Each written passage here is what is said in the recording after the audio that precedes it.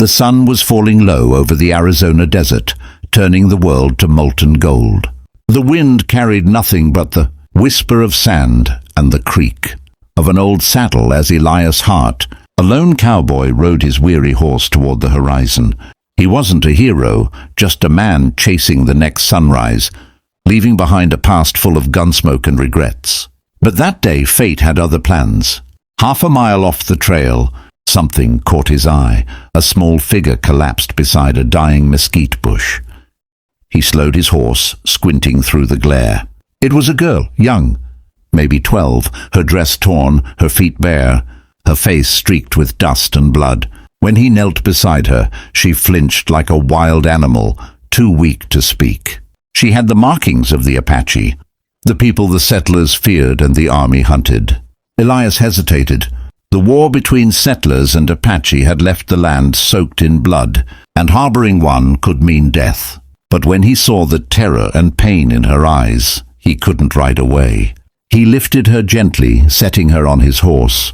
"Easy now, little one," he whispered. "You're safe for now." Back at his small ranch near Oak Ridge, Elias cleaned her wounds and gave her water. Days passed before she spoke a word. Her name was Tyen. She'd been caught in a raid gone wrong. Her family scattered. Her people hunted. She had nowhere to go. Elias nursed her back to strength, teaching her how to ride, how to tend horses, and how to survive off the land. They didn't talk much, but trust grew between them like morning light after a long night. She helped him fix fences, feed cattle, and even smiled sometimes, though her eyes always held a faraway storm. One evening, as they sat by the fire, Tyen asked, "Why did you help me? You know who I am." Elias looked into the flames for a long while before replying, "'Cause once someone helped me when I didn't deserve it. Guess I'm just paying it forward." Weeks turned into months. She began to laugh again, her spirit slowly healing. But the peace couldn't last. Word spread of an Apache girl hiding on a white man's land. One dawn, soldiers rode in, 6 of them, rifles gleaming, faces hard. Tyen froze when she saw them. Elias stepped out of the barn, his rifle leveled but heart pounding. "She's under my protection," he told the captain. "She's a fugitive," the man sneered.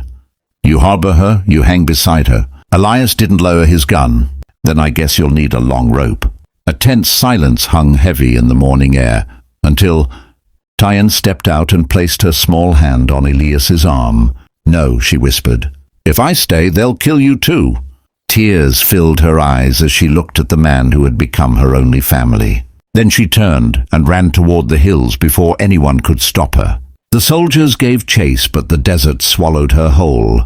Elias searched for days but found nothing, only wind and dust. Eventually he returned home, her small beaded bracelet clenched in his hand. He hung it by his window and whispered, "Be safe, little one." 15 years passed. The ranch grew old. Elias's hair turned silver, and the bracelet by the window gathered dust. The world moved on. Towns rose. Railroads stretched across the plains. But he never forgot that frightened girl he once carried through the desert. He didn't know that somewhere beyond those same red mountains, the girl he saved had become a legend. The year was 1890. The land was changing. Fences and telegraphs cutting through once wild country. Elias, now grizzled and tired, leaned against his porch rail, watching a distant line of dust rise against the golden horizon. He thought it was a storm, until he saw shapes moving within it. Horses, dozens of them. He squinted and felt his pulse quicken. Riders, armed, fast, silent. He reached for his rifle, but froze as the sunlight glinted off. Something familiar. Feathered headdresses, painted shields, and banners of the Apache. His breath caught. They were heading straight for his ranch. As they drew near, the ground trembled beneath hundreds of hooves. Elias stepped forward, heart pounding. The formation slowed, parting in the middle. Out from their ranks rode a woman, tall, poised, and fierce. Her face was marked with red paint, her eyes dark and steady, and around her neck hung a small, faded bracelet of beads. Elias's heart stopped. Tyen. She dismounted gracefully, walking toward him with warriors watching silently. You once saved a dying girl, she said softly. 15 winters ago. Elias could hardly speak. I remember, he said. Didn't think I'd ever see you again. I remember too, she replied, smiling faintly. You gave me a life. Now I've come to return the favor. Confused, Elias asked, favor? But before he could finish, gunshots echoed in the distance. Ranchers and bounty hunters riding fast, shouting, armed for a raid. They'd mistaken the gathering as an attack. Tayan turned to her warriors and raised her hand. No one fires unless I say. Then she faced Elias. You helped me when your people wanted me dead. I will not let harm come to you.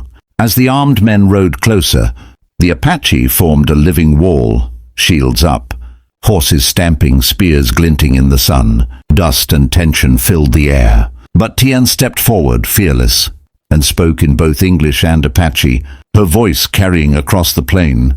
This man saved one of our own when no one else would. There will be no blood today. The opposing men hesitated, then slowly lowered their guns, realizing what they were facing. The standoff broke. Silence fell over the ranch, broken only by the wind.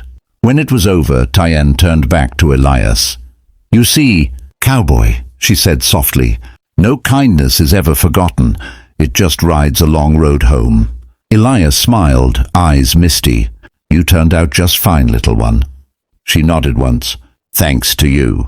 Then she mounted her horse, lifted her hand in farewell, and led her warriors away, their silhouettes fading into the golden horizon like spirits of the earth itself. That evening, Elias sat on his porch as the sunset burned crimson across the desert. For the first time in years, he felt peace, knowing that the life he once saved had come full circle.